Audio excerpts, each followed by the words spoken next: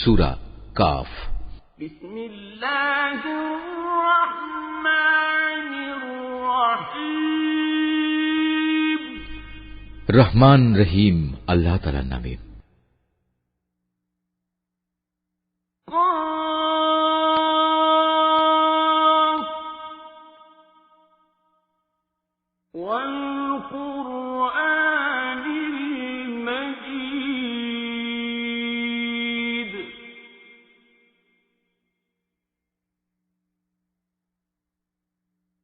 بل عجبوا أن جاءهم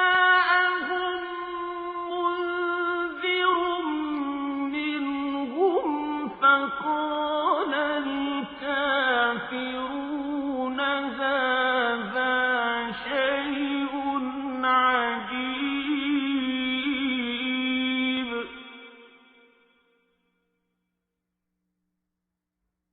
أإذا متنا وكنا ترابا ذلك رجع بعيد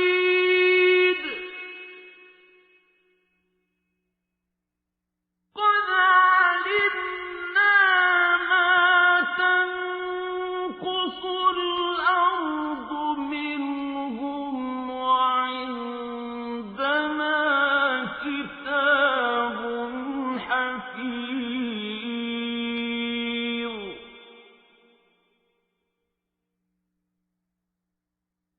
بل كذبوا بالحق لما جاءهم فهم في أمر مريج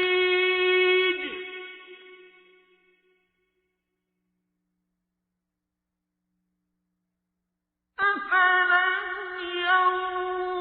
ينظروا إلى السماء فوقهم كيف بنيناها وزيناها وما لها من فروج কাফ।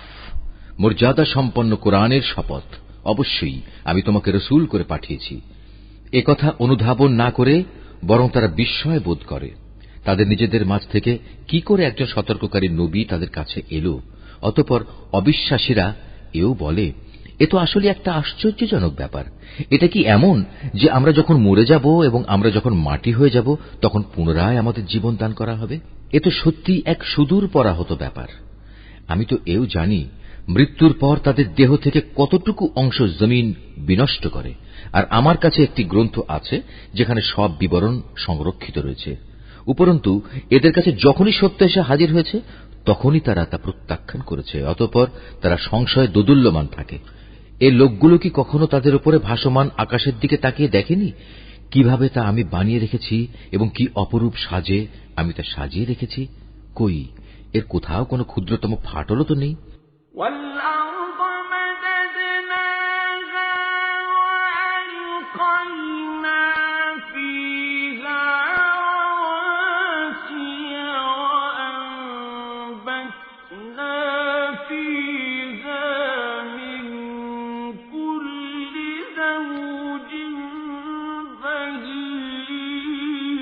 بهيج تبصرة وذكرى لكل عبد منيب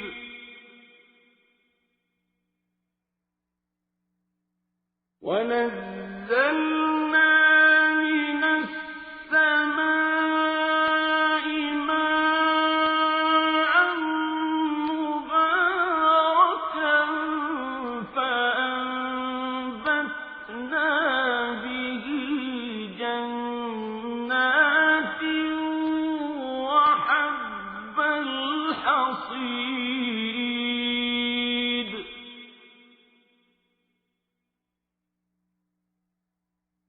والنخل باسقات لها طلع نضيد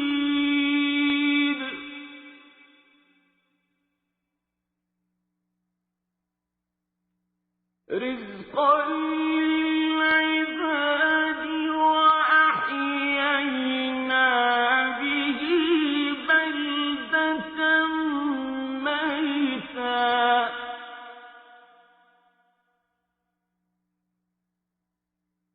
كذلك الخروج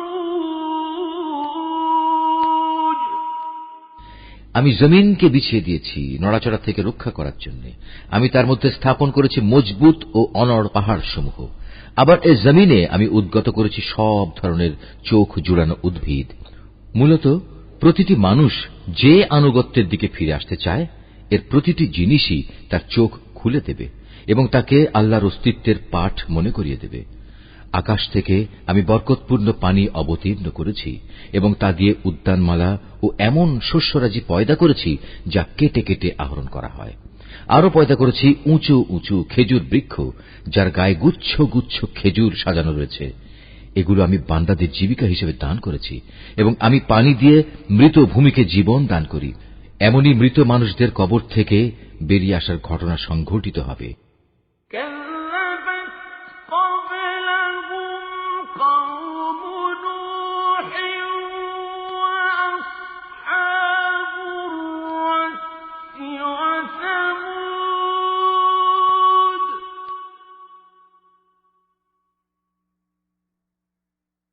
وعاد وفرعون وإخوان لوط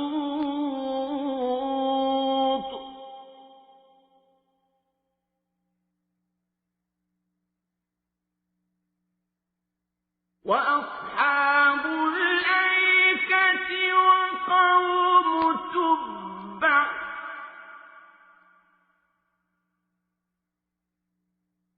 كل كذب الرسل فحق وعيد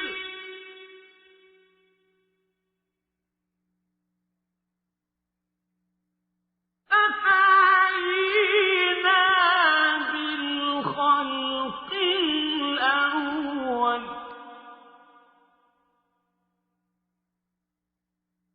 بل هم في لبس من خلق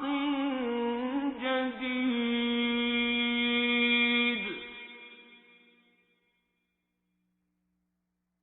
ولقد خلقنا الإنسان ونعلم ما توسوس به نفسه ونحن أقرب إليه من حبل الوريد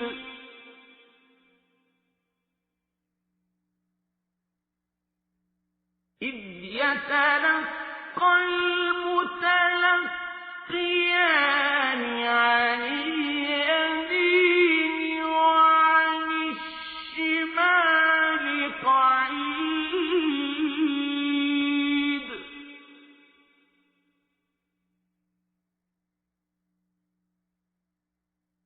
ما يلفظ من قول إلا لديه رقيب عتيد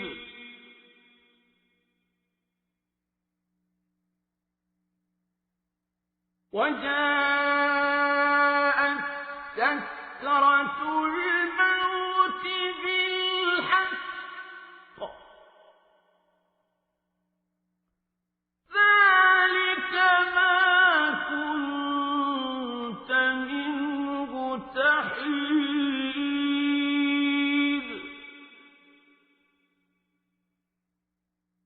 ونفخ في الصور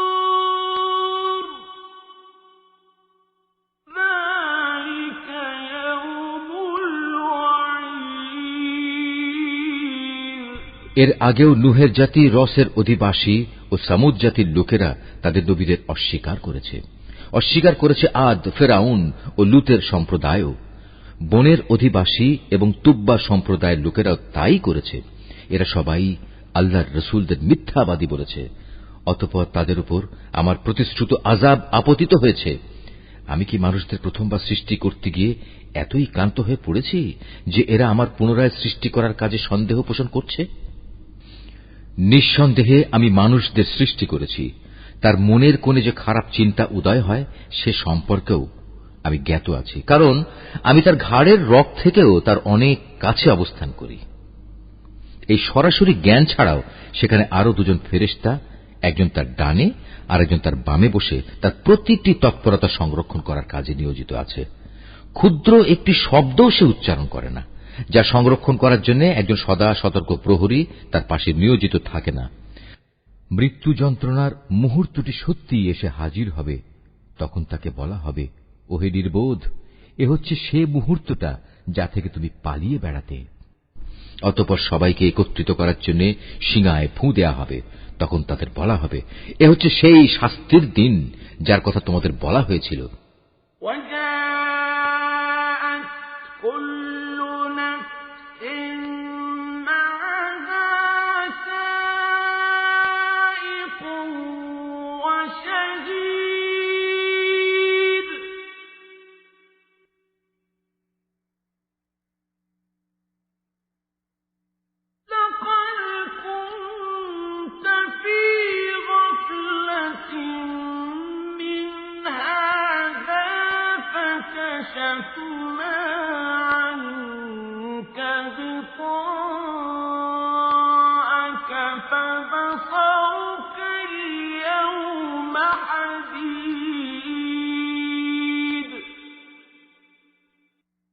وقال قرينه هذا ما لدي عتيد।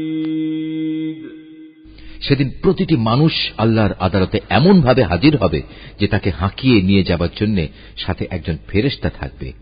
অপরজন হবে তার যাবতীয় কর্মকাণ্ডের প্রত্যক্ষ সাক্ষী। একজন বলবে, এ হচ্ছে সেদিন যেদিন সম্পর্কে তুমি উদাসীন ছিলে।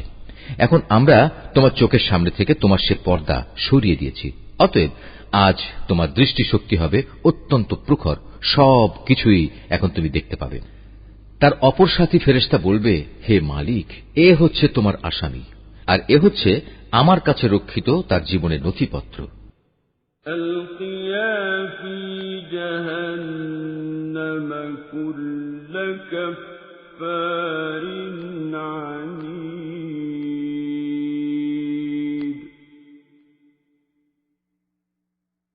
مناع للخير معتد مريب الذي جعل مع الله إلها آخر فألقياه في العذاب الشديد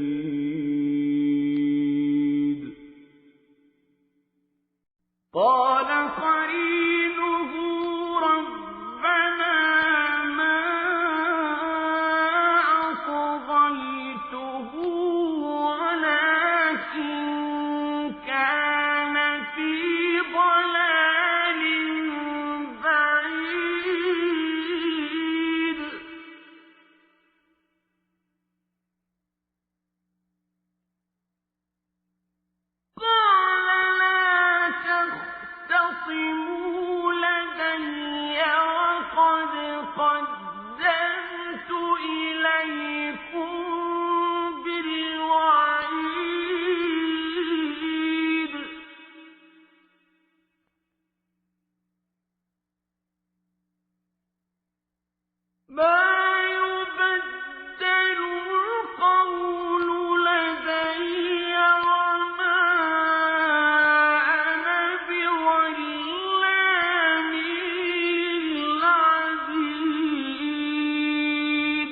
অতঃপর উভয় ফেরেশতাকে বলা হবে, তোমরা দুজন মিলে একে এবং এর সাথে প্রতিটি উদ্ধত প্রদর্শনকারী কাফেরকে জাহান্নামে নিক্ষেপ করো। কেননা এরা ভালো কাজে বাধা দিত, যত্রতত্র সীমা লঙ্ঘন করত, স্বয়ং আল্লাহর ব্যাপারে এরা সন্দেহ পোষণ করত।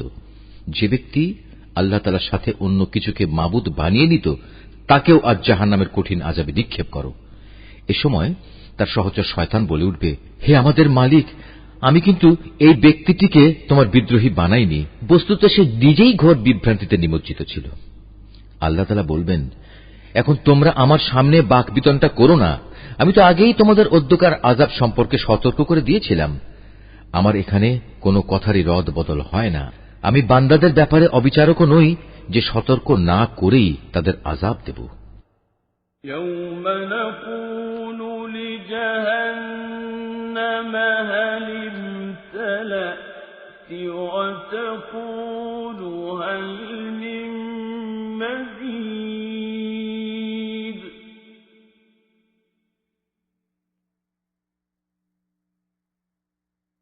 وأزلفت الجنة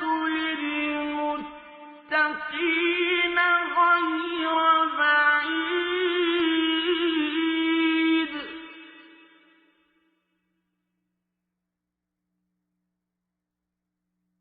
هذا ما توعدون لكل أواب حفيظ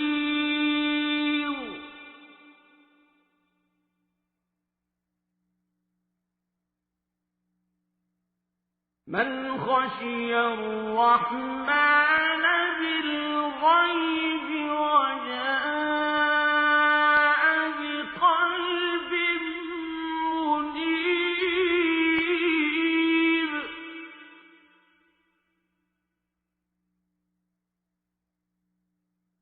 ادخلوها بسلام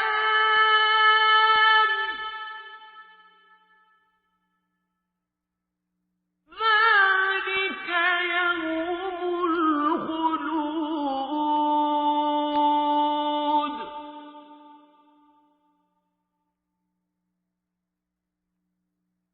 لهم ما يشاءون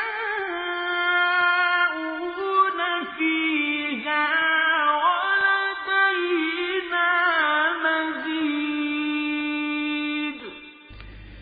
সেদিন আমি জাহান্নামকে লক্ষ্য করে বলবো, তুমি কি পূর্ণ হয়ে গেছো? জাহান্নাম বলবে, হে মালিক, এখানে আসার মতো আরো কেউ আছে কি? অপরদিকে জান্নাতকে পরহেজগার লোকদের কাছে নিয়ে আসা হবে। সেদিন তাদের জন্য তা মোটেই দূরের বস্তু হবে না। জান্নাতকে তাদের সামনে এনে বলা হবে, এ হচ্ছে সেই জায়গা যার প্রতিশ্রুতি তোমাদের দেয়া হয়েছিল। এই স্থান সে ধরনের প্রতিটি মানুষের জন্য নির্দিষ্ট যে আল্লাহর বিধানের দিকে ফিরে আসে এবং তা হেফাজত করে। এ ব্যবস্থা তার জন্য যে না দেখে পরম দয়ালু আল্লাহ তাআলাকে ভয় করেছে এবং বিনয় চিত্তে আল্লাহ তাআলার কাছে হাজির হয়েছে। সেদিন তাদের বলা হবে, হ্যাঁ, আজ তোমরা একান্ত প্রশান্তির সাথে এতে দাখিল হয়ে যাও। এ হচ্ছে তোমাদের অনন্ত যাত্রার প্রথম দিন। সেখানে তারা যা যা পেতে চাইবে তার সব তো পাবেই, এর সাথে আমার কাছে তাদের জন্য আরো থাকবে অপ্রত্যাশিত পুরস্কার। وكم أهلكنا قبلهم من قرن هم أشد منهم بطشا فنقبوا في البلاد هل من محيص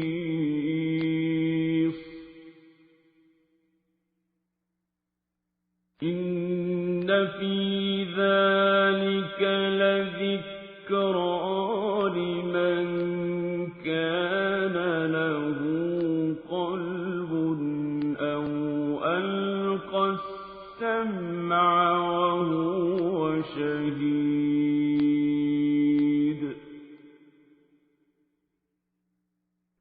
ولقد خلقنا السماوات والأرض وما بينهما في 6 أيام وما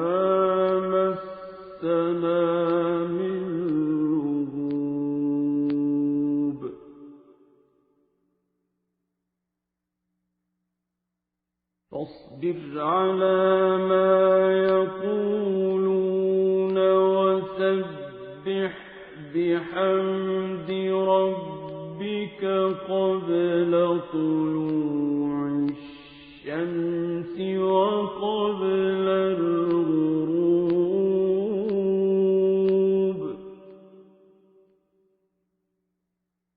ومن الليل فسبحه وأدبار السجود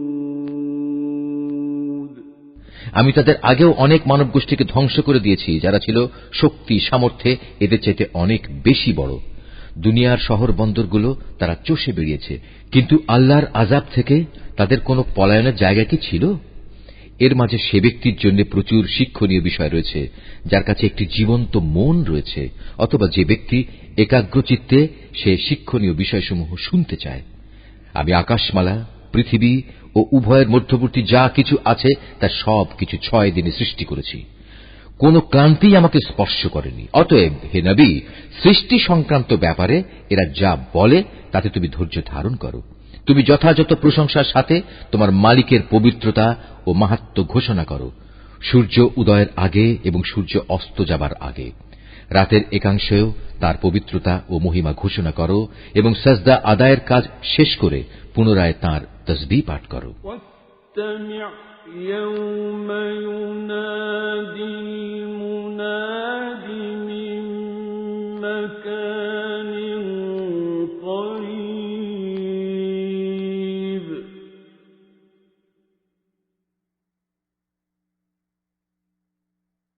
يوم يسمعون الصيحة بالحق ذلك يوم الخروج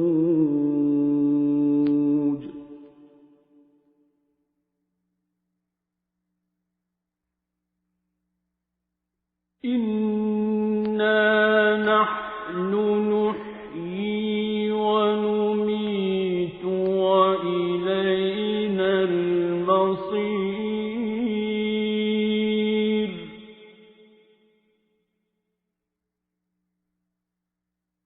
يوم تشقق الأرض عنهم سراعا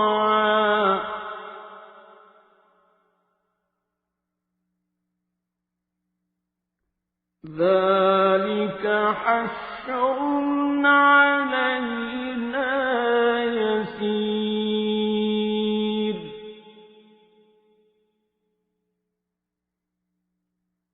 نحن أعلم بما يقولون وما أنت عليهم بجبار